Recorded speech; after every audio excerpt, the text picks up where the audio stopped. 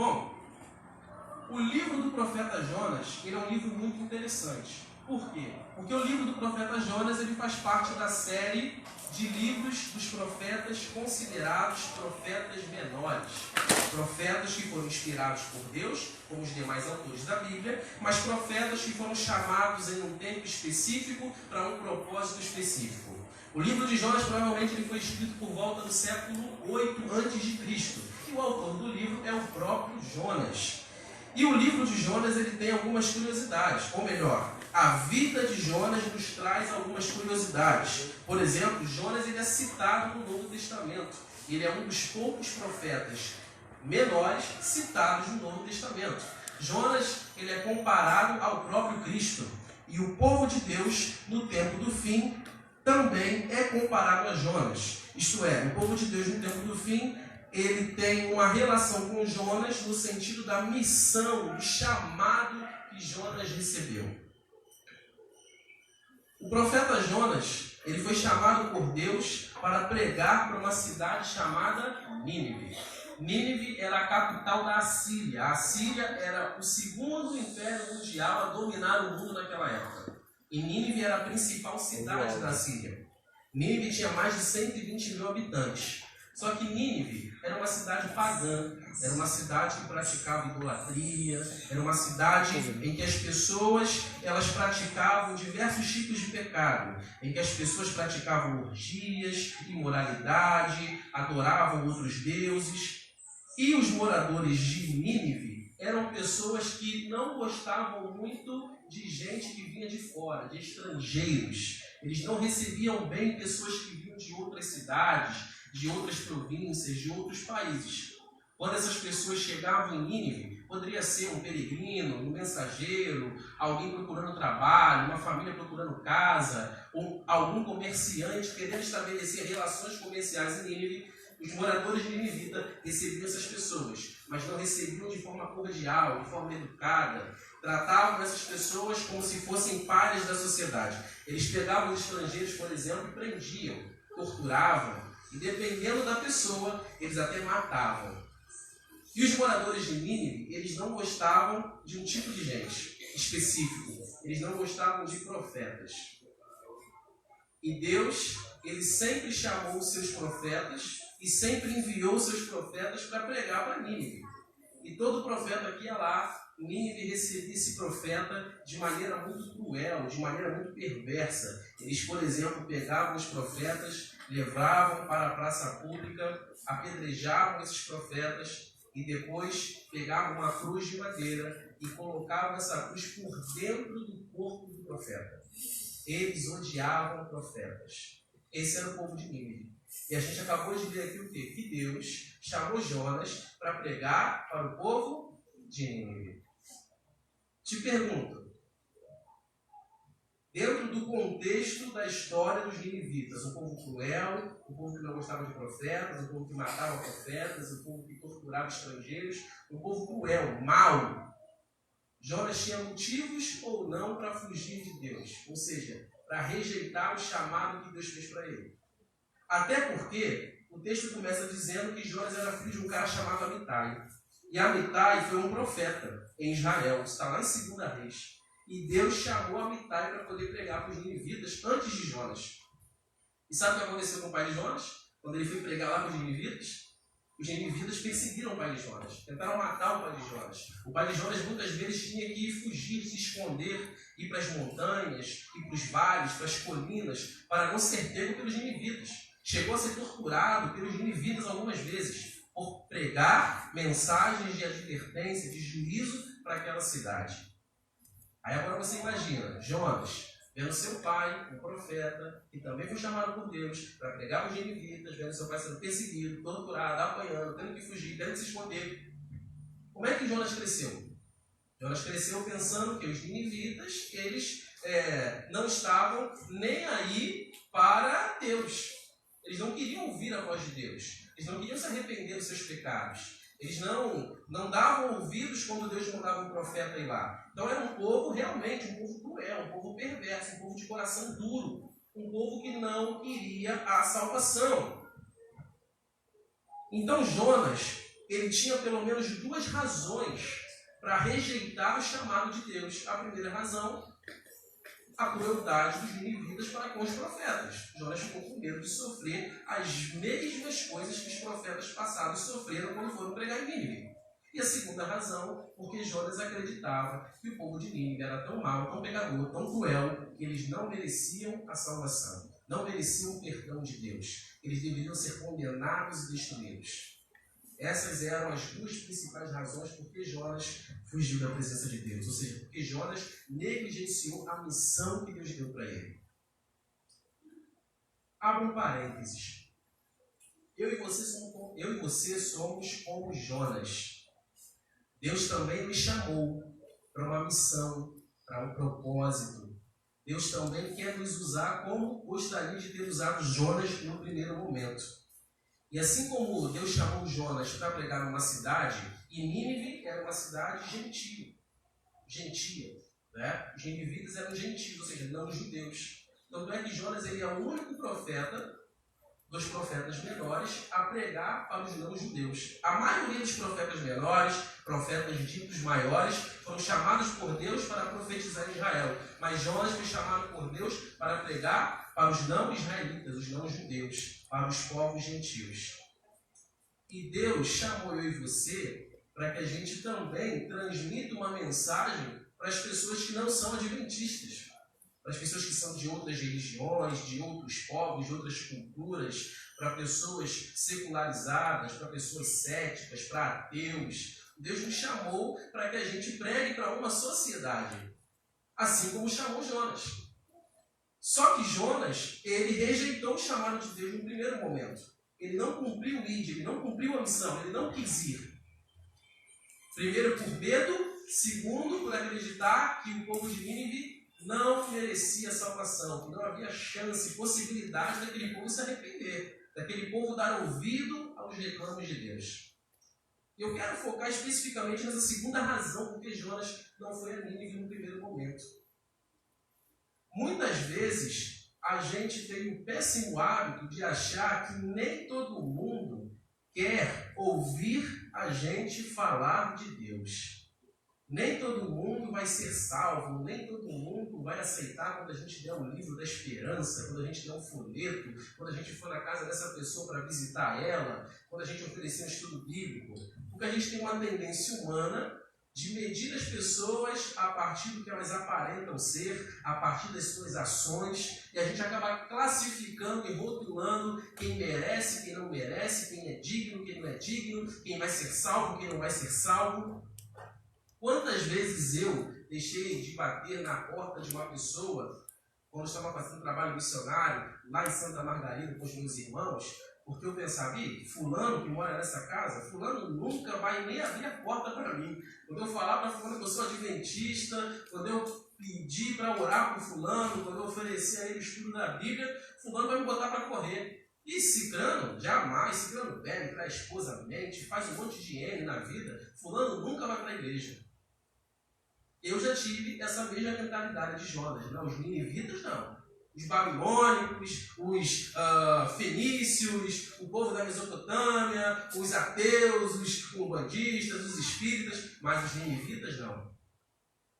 E eu já tive essa mentalidade de achar que há pessoas que são inalcançáveis pelo poder de Deus. Só que Deus não me chamou para poder dizer quem pode, quem não pode, quem é, quem não é, quem vai ser salvo, quem não vai ser salvo, para quem eu devo pregar ou não. Deus me chamou para ir, para testemunhar, para cumprir a missão, para pregar, independente do grupo, independente das pessoas. Porque quem converte é Deus. Quem convence o ser humano do pecado, da justiça e do juízo, como está lá em João 16, é o Espírito Santo de Deus. Então, se Jonas tivesse aceitado o chamado de Deus no primeiro momento e tivesse ido a Nínive, Nínive iria ouvir Jonas. Nínive iria aceitar os apelos de Deus. Nínive iria dar crédito à pregação de Jonas e Nínive provavelmente se arrependeria dos seus pecados. Porque quem convence, quem converte, quem faz a pessoa aceitar a mensagem é Deus, não sou eu. Eu sou apenas um instrumento nas mãos de Deus para levar as pessoas à mensagem de salvação. E sabe, a história diz que quando Jonas ele foge da presença de Deus, quando ele rejeita o chamado do Senhor, quando ele não cumpre a missão no primeiro momento, Jonas ele decide pegar um barco e ir para uma outra cidade. E essa cidade que Jonas se dirigia era a cidade de Tarsis. E olha só que curiosidade interessante. Nínive ficava a aproximadamente 80 quilômetros, preste bem atenção nisso, Nínive ficava a aproximadamente 80 quilômetros da onde Jonas estava. E Tarsis ficava a aproximadamente 880 quilômetros da onde Jonas estava. Ou seja, para não cumprir a sua missão, Jonas preferiu ir para longe. Só que nessa de Jonas ir para longe, sabe o que aconteceu? A Bíblia diz que Jonas pegou um barco, desceu para o fundo do barco e foi dormir. De repente, começou uma tempestade muito forte naquele mar. E a tempestade era tão forte, os ventos eram tão fortes que o barco estava a ponto de afundar. E aí os passageiros do barco, cada um começou a orar ao seu Deus. E Jonas estava lá dormindo. E de repente alguém desce e acorda Jonas e fala: Jonas, olha só, você não está ouvindo o barulho da chuva, não? Você não está sentindo os ventos, não? O barco vai afundar, cara. Acorda, levanta, vamos lá para o convés, porque está todo mundo lá, cada um orando para o seu Deus, cada um fazendo a sua prece, para ver se os deuses eles param essa tempestade, porque senão o barco vai afundar e todo mundo vai morrer, cara. E tu vai morrer junto. E a Bíblia diz que Jonas então acorda, levanta, vai lá para cima. E quando ele chega lá, que ele vê a tempestade, a chuva, o vento e o barco quase afundando, ele diz: olha, parem de orar, parem de cada um falar com o seu Deus, parem. Essa tempestade é culpa minha. Ele foi bem direto: a tempestade é culpa minha. Porque eu sou servo de Deus, o Deus de Israel, ele me deu uma missão, eu não cumpri essa missão, eu fugi, e agora ele permitiu essa tempestade. Façam o seguinte, me joguem no mar, porque a tempestade vai cessar. E a Bíblia diz então que aqueles homens ficaram com medo. Principalmente porque Jonas falou que ele servia quem? Ao Deus vivo, ao Deus de Israel. E aquelas pessoas conheciam o Deus de Israel, sabiam exatamente quem era o Deus de Israel. Então eles ficaram com medo. Pô, se a gente pegar esse cara e jogar no mar, o Deus dele vai destruir a gente. Pô, ele é um profeta do Deus de Israel. O Deus que venceu inúmeras batalhas por Israel. Não, ele é um servo do Deus de Davi, de Salomão. Esse Deus é todo poderoso, a gente não pode tocar nesse homem é santo. E aí novamente Jonas diz: me joguem no mar que a tempestade vai cessar. A culpa é minha, o erro é meu, o problema foi criado por mim. Me joguem no mar. A Bíblia diz que eles jogam Jonas no mar. E eu imagino quando eles jogam Jonas no mar, a tempestade cessa. Só que talvez Jonas não sabia nadar, cara. E aí Jonas começou a se afogar e de repente veio um peixe enorme e engole Jonas. E Jonas vai parar na barriga desse peixe. Aqui a gente vê as consequências de negligenciarmos o chamado de Deus para a nossa vida. Jonas, ao fugir de Deus, você vai perceber que a vida de Jonas ela começa a entrar em declínio.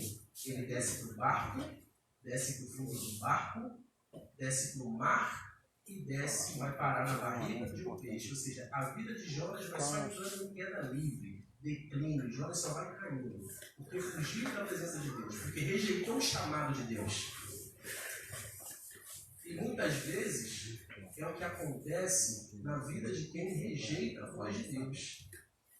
Quando Deus te chama, não só para cumprir a missão, mas quando Deus te chama à salvação, te chama ao arrependimento, te chama para mudar de vida, te chama para que você remova pecados que estão enraizados na sua alma. Quando Deus te chama para um revivamento, para uma reforma, quando Deus te chama para que você mude, quando Deus fala com você e te chama para que você aceite as verdades da palavra de Deus, quando você rejeita, a sua vida ela começa a entrar no declínio.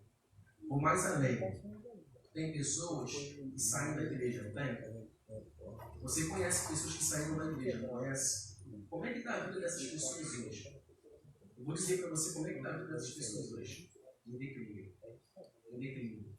Choram, sofrem, estão em depressão, aí tentam buscar felicidade num copo de cerveja, numa balada, um relacionamento, um diploma universitário, Mas no final, quando estão sozinhos no seu quarto, com a porta fechada, só sabem chorar. Sentem um vazio muito grande. Porque a vida de quem foge da presença de Deus, ela só entra em declínio. E quando a gente negligencia o chamado de Deus para nós, a nossa vida ela tende a entrar em declínio. E mais, quando a gente negligencia, rejeita o chamado, a missão, quando a gente não dá ouvido a Deus, o diabo tem sempre um barco preparado para a gente. O barco já estava ali esperando Jonas, pronto para levar ele para o seu destino. E eu tenho certeza que aquele barco foi providenciado pelo inimigo. Porque quando a gente sai da presença de Deus, não existe nenhum termo. A gente está se colocando automaticamente no terreno do inimigo. Porque há um grande conflito, querido. Há um grande conflito entre Deus e o diabo. E a humanidade está no centro desse conflito. Se eu não estou com Deus, automaticamente eu estou com quem? Com o diabo. Se eu não faço a vontade de Deus, automaticamente estou fazendo a vontade de quem? O diabo. Então, o inimigo, ele sempre vai ter uma vida, ele sempre vai ter um relacionamento, ele sempre vai ter algo preparado para você, caso você rejeite os apelos de Deus ao seu coração. Mas sabe, mesmo que eu rejeite Deus, mesmo que eu não cumpra o seu chamado, não cumpra a missão, mesmo que eu não dê ouvido à voz de Deus e saia de sua presença, e a minha vida entre em declínio, e o diabo tenha um barco preparado para mim, Deus, em sua infinita misericórdia, Ele continua disposto a me alcançar e a me salvar. Amém. Porque Jonas caiu no mar, mas não morreu afogado. Jonas foi engolido pelo peixe, mas o peixe não digeriu. Por quê? Porque pela misericórdia de Deus, Jonas ainda podia ser alcançado. Porque Deus ainda estava cuidando da vida de Jonas, mesmo que Jonas estivesse longe. Agora, Deus permitiu que Jonas passasse por todas aquelas adversidades. Não permitiu? Ele não impediu, ele permitiu. O texto é bem claro a dizer que Deus provocou a tempestade. Deus fez o peixe aparecer e engolir Jonas.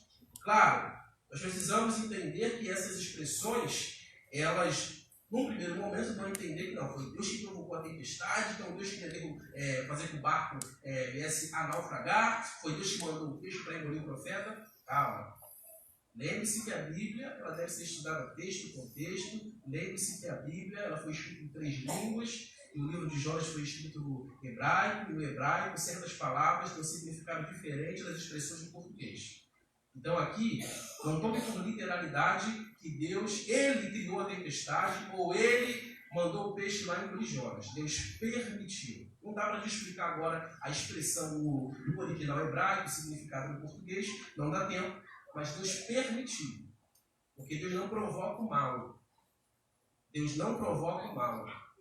Deus não é um Deus punitivo, vingativo. Aí, Jonas, você não foi para Nínive? Então, tu vai pegar esse barco, eu vou criar uma tempestade terrível e tu vai morrer afogado.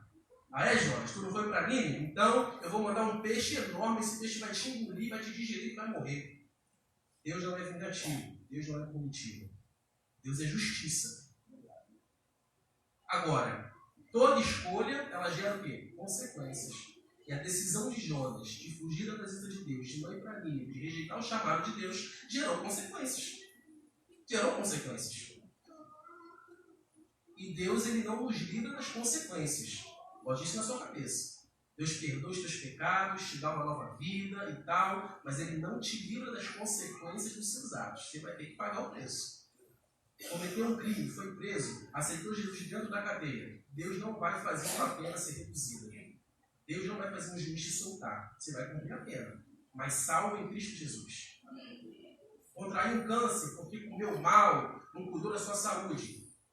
Mas se arrependeu, pediu perdão. Deus te perdoou. Mas agora você vai ter que colher as consequências do câncer, porque foi culpa tua. É assim que funciona. 99% dos nossos problemas é culpa nossa, não é culpa de Deus. Mas tem gente que gosta de terceirizar os seus problemas para Deus. Ah não, Senhor, por que isso? Por que aquilo? Por que estou doente? Por que perdi emprego? Por que minha esposa me traiu? 99% dos nossos problemas são de responsabilidade nossa. E Jonas estava sofrendo as consequências das suas escolhas. Mas, como eu falei, Deus ele ainda estava com as suas mãos sobre a vida de Jonas. E mesmo Jonas, no ventre do peixe, 3 dias e 3 noites, Deus ainda estava disposto a alcançar e salvar Jonas e dar uma nova chance para ele. E muita gente que talvez vive como Jonas, saiu da presença de Deus, negligenciou o chamado de Deus, não deu ouvido aos reclamos do Senhor e está com a vida em declínio e agora está numa situação difícil que não sabe mais o que fazer. Deus ainda continua com a sua mão estendida sobre essas pessoas, pronto para resgatá-las e para salvá-las. E a Bíblia diz então que Deus ele livra Jonas da barriga do peixe, mas só que Jonas teve que fazer uma coisa. No capítulo 3, no capítulo 2, a gente vai ver que Jonas ele ora. E essa oração de Jonas é muito bonita, é uma das orações mais bonitas da Bíblia. Porque no capítulo 2, Jonas, dentro da barriga do peixe, num momento de angústia, de sofrimento, ele não sabia o que fazer, ele estava esperando a morte. A qualquer momento o peixe poderia digeri-lo e ele iria morrer. Mas mesmo no ventre do peixe, mesmo numa situação angustiante, Jonas foi capaz de orar, de clamar. E Jonas começa a sua oração reconhecendo quem Deus é. Depois ele é grato e por fim ele pede que Deus o salve. E sabe o que eu aprendo aqui? É que em momentos de angústia, de dor, de sofrimento, quando eu estou passando por alguma adversidade, a primeira coisa que eu tenho que fazer é clamar. É clamar. Não é ir para o Facebook e postar: estou de luto, estou sofrendo, estou triste, estou em depressão. Não é correr para o irmão da igreja, não é correr para o esposo, para a esposa, para o pai. De alguém que está vivendo um momento de conflito, de dor, de sofrimento, é clamar ao Senhor. E o texto diz que Deus ouviu a oração de Jonas. Porque Deus ouve todas as orações, irmão Antônio. Não tem nenhuma oração que Deus não ouça. Agora, tem orações que Deus responde na hora. E essa oração de Jonas foi atendida na hora. Agora, tem orações que Deus não atende na hora. Tem orações que Deus tem um tempo determinado para responder. Mas Deus ele ouve todas as orações. É a oração de súplica, a oração de clamor, a oração de reconhecimento de que eu estou errado, de que eu preciso do perdão de Deus e que somente Deus pode me salvar. Essa oração é atendida por Deus na hora. Quando você pede perdão a Deus pelos seus pecados, Deus te atende na hora. Quando você intercede pela salvação de alguém, Deus te atende na hora. Porque toda oração que destina a salvação de si mesmo ou a salvação dos outros, Deus responde na hora. Deus queria salvar Jonas, livrar Jonas da barriga do peixe. Jonas orou e Deus o salvou. E Jonas pegou deitado numa praia. Provavelmente não era uma praia que ficava em Nínive, porque Nínive era uma cidade que ficava distante do mar, distante do litoral. Então essa praia que Jonas foi vomitado pelo peixe, provavelmente não era na cidade de Nínive ou próximo da cidade de Nínive. Mas fato é de que o peixe vomitou Jonas. Ou seja, Deus livrou Jonas da barriga daquele peixe. E Deus pode livrar você, mesmo que você esteja longe dele. Mesmo que você esteja sofrendo as consequências das suas escolhas, Deus te ama e Ele continua disposto a te salvar. E a história diz, agora no capítulo 3, que Deus, ele disse: Jonas, vai a Nínive e prega. E dessa vez Jonas faz o quê? Jonas aceita o chamado. Jonas vai a Nínive. Jonas cumpre a missão. E todo o capítulo 3 é Jonas pregando para a cidade de Nínive. E o texto diz que Jonas levou 3 dias para poder pregar para toda a cidade. Eram mais de 120 mil habitantes. Eu imagino Jonas pela cidade, de porta em porta, de bar em bar, de escola em escola, de casa em casa, do palácio do rei, pregando, dizendo: olha, se vocês não se arrependerem dos seus pecados, Deus vai permitir que seus juízos sejam executados sobre vocês. Se vocês não se arrependerem dos seus pecados, vocês serão destruídos. Eu imagino o povo de Nínive ouvindo Jonas pregar, alguns dizendo: o quê? Ele, profeta de Israel? Vamos pegar, vamos prender, torturar, matar, vamos acabar com ele. Aqui ninguém gosta de profeta, não. Algumas pessoas talvez até tentaram pegar Jonas e levá-lo para alguma prisão ou para a praça pública para tentar torturar ele, matar ele, calar ele. Mas o texto diz, depois de 3 dias que Jonas pregou na cidade, toda a cidade se arrependeu. Toda a cidade deu ouvido à voz de Deus através da pregação de Jonas. E o rei convocou toda a cidade proclamou, quase não sai, e proclamou um dia de jejum e consagração nacional. Todo mundo vai jejuar, vai orar, vai se consagrar, vai pedir perdão a Deus, porque Deus teve misericórdia de nós. Nós que somos, Deus teve misericórdia de nós. Deus também nos estende a salvação, a sua justiça, a sua palavra, o seu perdão. E Nínive foi salva. Tanto é que nos evangelhos, Jesus declara que no dia do juízo, os ninivitas se levantarão para condenar os perdidos salvos, os perdidos vivos. Ou seja, os ninivitas, e isso aconteceu há mais de 800, 900 anos atrás, os ninivitas daquela geração ressuscitarão na volta de Jesus e serão transformados, terão um corpo glorificado e serão arrebatados ao céu para se encontrar com Jesus e irão para o 3º céu, que é onde Deus habita, e por toda a eternidade permanecerão como salvos. Mas tudo isso porque Deus quis salvá-los, porque Deus teve misericórdia daquele povo, e porque Deus usou alguém. Deus quer me usar e Deus quer te usar. Nós temos que ter garantir isso. Deus ele quer me usar e quer te usar para salvar. Deus quer me usar e quer te usar para resgatar pessoas. Deus quer me usar e quer te usar para testemunhar do seu amor e das verdades bíblicas para as pessoas que estão lá fora. Como também para as pessoas que fazem parte da sua família. Eu, por exemplo, 80% da minha família é de católicos ou macabeiros. A minha família é o meu campo missionário. A minha família é o meu Nínive. É a minha Nínive. É a minha família. Ou seja, meus parentes, no caso, minha família é meu pai e minha mãe, meus parentes, tios, tias, primos, primas. E Deus quer me usar para que eu pregue para essas pessoas, para que eu testemunhe do seu amor para essas pessoas, para que eu faça diferença na vida dessas pessoas, para que elas conheçam Deus, aceitem Jesus como seu Salvador, se convertam, se arrependam dos seus pecados, para que elas façam parte desta igreja, desta comunidade de fé, para que elas se preparem para o céu. E Deus também quer te usar. E sabe, nos tempos bíblicos, Deus usava os profetas para pregar de forma verbal, de forma audível. Hoje, Deus também nos usa para poder pregar dessa forma, de forma falada, a pregação expositiva. Desde um sermão na igreja até um estudo bíblico no lar.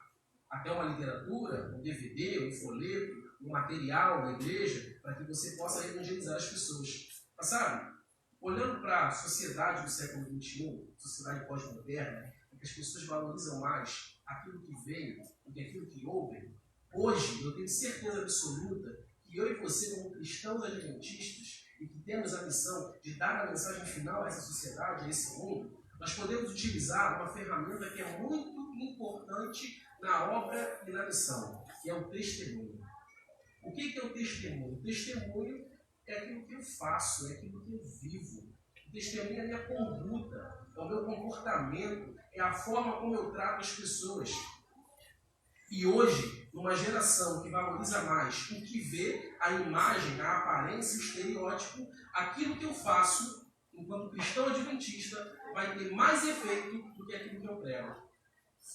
Só que para eu testemunhar de forma prática, de forma vivencial das pessoas, eu preciso primeiro estar vivendo em harmonia com a palavra, com a mensagem, com a minha fé, com Deus. Porque não faz sentido, irmão Antônio, eu chegar para a minha amiga Natália, não sei se é Natália, e falar assim: Natália, Deus te ama. Mas aí, quando eu saio da presença da Natália, eu começo a criticar a Natália, julgar a Natália, falar mal da Natália, falar da roupa dela. Peraí, se Deus ama ela, e se Deus quer me usar para traduzir o seu amor para ela, como é que eu posso ser capaz de, por trás dela, julgá-la, criticá-la, falar mal dela? Que tipo de cristão sou eu? Que prego o amor, mas não vivo o amor. Vocês estão entendendo onde eu quero chegar? Eu não posso falar do sábado, eu não posso falar de regime alimentar saudável, eu não posso dizer que o café é nocivo à saúde, eu não posso chegar e dizer que a igreja adventista é a igreja do tempo do fim e não sei o que vai ensinar a Bíblia por A mais B, se eu não tenho uma vida que está em harmonia com os princípios e com os parâmetros, com os preceitos da palavra. É contraditória, é incoerência, entende? E se tem uma coisa que as pessoas hoje, e você vê isso muito visivelmente nas redes sociais, se tem uma coisa que as pessoas não gostam, não concordam e criticam muito, é a incoerência. Peraí, o cara fala uma coisa e faz outra. Por exemplo, vamos pegar os nossos políticos de Brasília. Em época de eleição, eles usam o discurso como ferramenta para conseguir voto. E vamos fazer isso, e vamos fazer obras públicas, e vamos gerar emprego, e vamos dar saúde. De repente, eles são eleitos, passam o primeiro ano de mandato, ou menos de um ano de mandato, aí você liga no Jornal Nacional, político tal foi pego num escândalo de corrupção. Peraí, mas o cara não falou que ia governar para o povo, que ia fazer isso, ia fazer aquilo. Incoerência, contradição.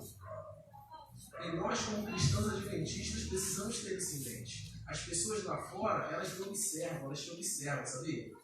Quando elas veem a gente indo para a igreja, quando elas veem a gente no dia a dia, sabe? Indo trabalhar, cuidando da casa, criando os filhos. Quando a gente conversa com elas, as pessoas estão nos observando.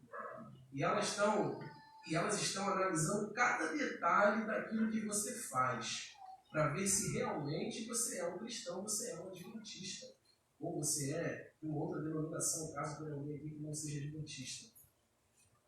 Elas estão observando, porque elas querem ver, peraí, ele diz que é cristão, ele sai todo sábado, todo domingo, vai para a igreja, quer gravar a Bíblia debaixo do braço com a sua família, mas no dia a dia, como é que é a conduta dele? Qual é o seu caráter? Quais são os seus princípios? Entende? Jonas, ele acreditava que os ninivitas não mereciam a salvação. Jonas, ele tinha um preconceito contra os ninivitas. Mas ainda assim, Deus o usou para que ele pregasse para os ninivitas. E provavelmente os ninivitas não sabiam de que Jonas tinha esse pensamento a respeito deles. Mas imagine que os ninivitas soubessem que Jonas não gostava deles. Agora imagine Jonas indo em Nínive pregar. E as pessoas viram, Jonas? Mas Jonas falou que a gente não merece salvação, que a gente é um bando de pecador, que a gente não merece o perdão de Deus, que Deus não vai salvar a gente de coisa nenhuma. Jonas, o cara que fica dizendo que odeia a gente, que fala mal da gente. Com certeza as pessoas iriam achar contraditório Jonas pregar algo que ele não vivia. Então, queridos, o nosso testemunho hoje é fundamental para a gente ganhar pessoas para Deus. E o nosso testemunho ele é imprescindível, principalmente na hora de nós revelarmos as verdades contidas na palavra de Deus a respeito desse Deus. Porque as pessoas precisam ver em mim aquilo que eu creio. Se elas não virem em mim aquilo que eu creio, então a minha pregação, o meu discurso são palavras que o vento leva. É por isso que eu e você, por mais que saibamos que temos uma missão, por mais que saibamos que Deus conta com a gente para cumprir essa missão, por mais que conheçamos a Bíblia e saibamos exatamente o que falar, como pregar, de que maneira pregar para as pessoas, por mais que saibamos que temos que testemunhar, nós temos que ter em mente que, primeiro, essa palavra, essa mensagem, essas verdades precisam estar gravadas na tábua do meu coração e precisam ser traduzidas numa vida prática. É por isso que eu tenho orado muito a Deus para que Deus me ajude a praticar o que está escrito nesse livro. Para que as pessoas olhem para mim e não vejam Cristo, mas vejam o Cristo revelado pela Bíblia. Porque nós que somos cristãos adventistas temos que ter em mente que as pessoas não podem olhar para nós e ver o Marcos, e ver o Cris, e ver o Antônio, e ver a Alice, e ver o Alan. Elas precisam olhar para nós e ver o Cristo. E como é que elas vão ver o Cristo em nós? Através do nosso caráter. dos nossos valores, da nossa conduta moral, através da maneira como a gente trata as pessoas, através do nosso testemunho, que elas vão ver o Cristo. Elas precisam ter o Cristo em nós. Elas têm que ver o Cristo em mim. Traduzido, quando eu dou o dinheiro da passagem para o motorista no ônibus, quando eu estou na fila do banco com um sol de 40 graus, esperando o banco abrir, e não reclamo, mas agradeço. Quando eu estou lá limpando a minha calçada, porque o cachorro do meu vizinho todo dia caga na minha calçada, eu já estou revoltado com isso. Isso é verdade, isso acontece mal no moro. Estou revoltado com aquele vizinho. O cachorro dele só caga na minha calçada. A rua tem um monte de casa, o cachorro dele só caga na minha calçada. Mas nesse momento eu não posso chegar, ô vizinho, teu cachorro está cagando na minha calçada, e aí, como é que vai ser? Não posso chegar lá e discutir com ele, brigar com ele, porque eu sou um cristão adventista. Eu tenho que fazer? Vai, vou limpar. Claro que quando der, eu vou jogar uma indiretazinha, sabe? Assim, teu cachorro está cagando aqui, entendeu? Tem como você pedir para ele segurar um pouquinho aí, entendeu? Cria um vaso comunitário no teu quintal dele. Mas é com jeito, educação, consenso, amor. Entende? Porque eu sou um cristão. Como cristão não tem jeito, cara. A gente tem que ter uma vida coerente. Não tem jeito. Não tem jeito. Sabe? Eu vou encerrar aqui. Deus ele confiou a nós a salvação das pessoas. Você é um salvador para alguém. Um pequeno salvador para alguém. Porque o nosso salvador é Cristo. Mas você é um pequeno Cristo para alguém. Você é um salvador para alguém. Você é o herói da vida de alguém. Tem alguém precisando de você. E como eu falei, a gente pode pregar falando, a gente pode pregar testemunhando, e existem diversas maneiras da gente pregar para as pessoas, da gente contribuir para a salvação das pessoas. Você pode fazer isso dando um abraço. Você pode fazer isso dando um conselho. Você pode fazer isso visitando. Você pode fazer isso doando alimento. Existem diversas maneiras de você contribuir para a salvação das pessoas à sua volta. Mas nós temos que entender que Deus confiou as pessoas à sua igreja. Ele confiou a mim e confiou a você. É por isso que talvez a maior lição que o Cristo humano nos ensinou é de que nós devemos, enquanto cristãos, vivermos uma vida em função dos outros. Cristo viveu em função dos outros. É só você ler os 4 evangelhos. O que mais Cristo fazia? Pregava? Não. O que mais ele fazia? Curava. Não é isso? Comia com pecadores. Estava sempre com a multidão. Estava sempre orando pelas pessoas, curando, fazendo milagres, multiplicando pão e peixe. Ou seja, Jesus viveu pelo menos 3 anos e meio de ministério, enquanto Cristo, enquanto Messias, enquanto Salvador, doando-se integralmente pelas pessoas. E eu e você, que somos pequenos cristos, é o que significa a palavra cristão, pequeno Cristo, portador de Cristo, precisamos ter essa mesma mentalidade, viver em função dos outros. Agora, viver em função dos outros é um desafio. Porque tem pessoas que vão cuspir na sua cara, vão cuspir na cara de Cristo. Tem pessoas que não serão gratas pelo bem que você fez a elas, como a multidão foi com Cristo. Tem pessoas que vão pedir a sua cabeça, como a multidão pediu que Cristo fosse crucificado. Tem pessoas que vão te julgar, te criticar, mesmo que o tempo todo você esteja ajudando elas. Mas sabe? Valeu a pena para Cristo se sacrificar, se doar, viver em função dessas pessoas, sobretudo de pessoas ingratas, mal agradecidas. Valeu a pena. Porque Cristo deixou uma marca na vida dessas pessoas.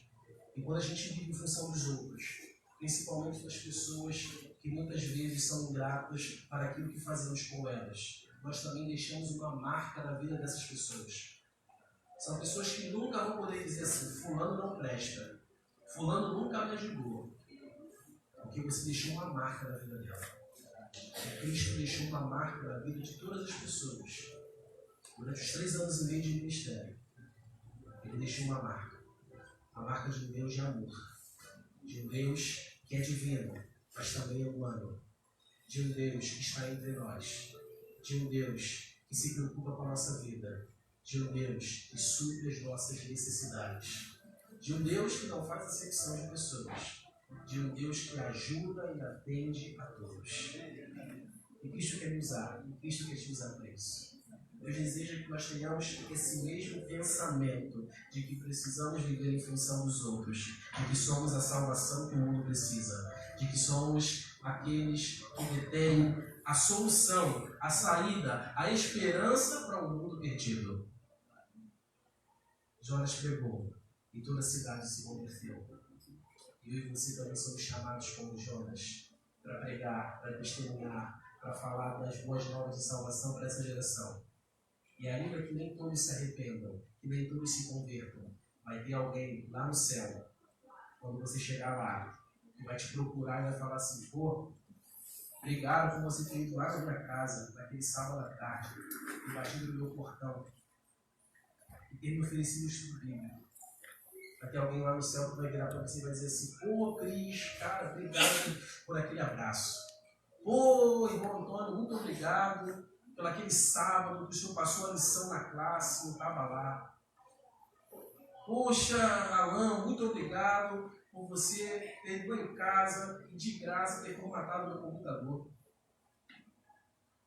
Vai ter pessoas do céu que você nunca imaginou que estariam no céu. Pessoas que talvez não vão entrar nessa igreja, não vão passar por esse tanque de batismal aqui atrás, aqui do lado. Aqui atrás, né? Esse tanque de batismal aqui atrás. Pessoas que nunca guardaram o sábado. Mas quando você deu um conselho, quando você orou por elas, quando você visitou elas, quando você ajudou elas de alguma maneira, isso marcou a vida delas. O céu será um lugar de surpresas. E no céu nós encontraremos pessoas que um dia, com o nosso testemunho, através da pregação, da exposição da palavra bíblica, essas pessoas foram alcançadas e perdoadas por Deus. Vale a pena se envolver na missão. Vale a pena viver em função das pessoas. Vale a pena cumprir o ídolo do Senhor. Porque o ídolo do Senhor, e eu encerro aqui, eu quero ler com você Mateus capítulo 28. O ídolo do Senhor tem uma promessa para aqueles que cumprem esse chamado. Mateus capítulo 28. Pode deixar o fundo, cara, tá ótimo, perfeito. Mateus capítulo 28. Olha o que diz aqui a palavra. Você conhece esse texto? Mateus 28.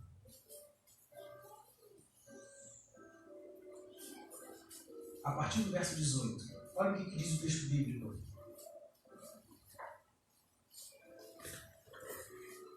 Mateus 28, 18 diz o seguinte. O epígrafe vem falando, a grande comissão. Jesus, aproximando, falou-lhes dizendo: toda a autoridade me foi dada no céu e na terra. Ide, portanto, fazer discípulos de todas as nações, batizando-os em nome do Pai, do Filho e do Espírito Santo, e ensinando-os a guardar todas as coisas que vos tenho ordenado. Agora vem a parte onde eu quero que você preste atenção. E eis que estou convosco todos os dias, até a consumação dos séculos. A promessa de Deus para o seu ide é que Ele irá conosco todos os dias, até o fim. Jonas não foi pregar em Nínive sozinho. Deus o acompanhou. Eu e você não estamos sozinhos neste mundo. Deus não nos abandonou. Deus não deixou a sua igreja. Deus não deixou o seu povo. Deus continua cuidando de nós e continua nos acompanhando de modo coletivo como igreja e de modo individual e pessoal, no nosso particular, no nosso dia a dia. Deus está comigo e Deus está contigo. A promessa é de que Ele estará conosco todos os dias. Não é só no sábado pela manhã. Ele está contigo no sábado à noite, no domingo, na segunda, na terça. Quando tu está tomando banho, quando tu está almoçando, quando tu está lá no trem lotado, indo trabalhar. Quando você está trabalhando, quando você está cuidando da sua casa. Deus está contigo.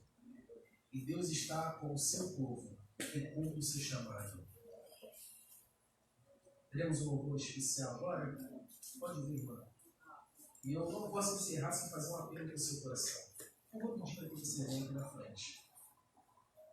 Mas eu não posso terminar sem apelar para a sua razão. Não para a sua emoção, mas para a sua razão. Deus me chamou, te chamou como cristão adventista para cumprir uma missão. Essa missão é anunciar o Evangelho, falar que Jesus vai voltar, pregar o amor de Deus de forma expositiva e de forma prática. Mas sabe, hoje, infelizmente, muitas pessoas não querem se envolver nessa missão. Botam desculpas, dão justificativas, dizem que são tímidas, que não sabem falar, que têm vergonha. Então esse apelo é para você que talvez se encontra nessa condição. Você que quer fazer algo por Deus. Você que quer cumprir a missão. Você que quer fazer a diferença na vida de alguém. Enquanto a nossa irmã estiver cantando, se coloque de pé. Nós vamos orar juntos. E o Jesus que prometeu estará conosco até a consumação dos séculos. Nessa manhã, Ele vai fazer uma obra em nossa vida. E a gente vai sair daqui com a certeza de que estamos habilitados para cumprir o seu chamado. Em nome de Jesus.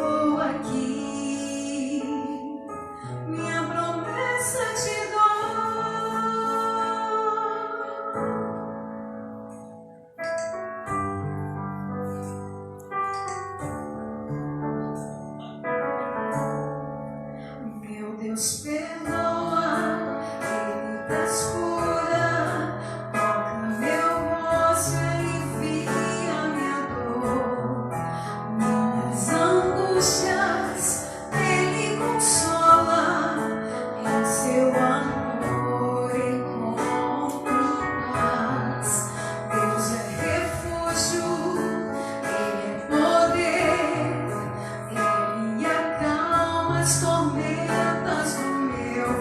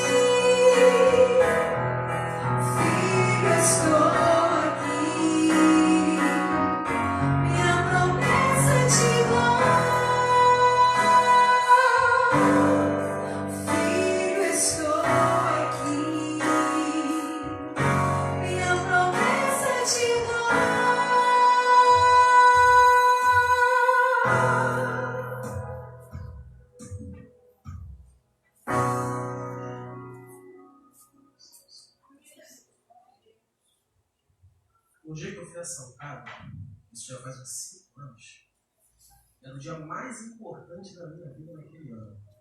Porque eu estava indo fazer um vestibular para estudar teologia. Eu ia ser um pastor adventista. E de manhã eu fui fazer a entrevista lá no local da prova e à tarde era a prova. De manhã eu fui lá, fiz a entrevista bonitinho e tal, saí para ir almoçar.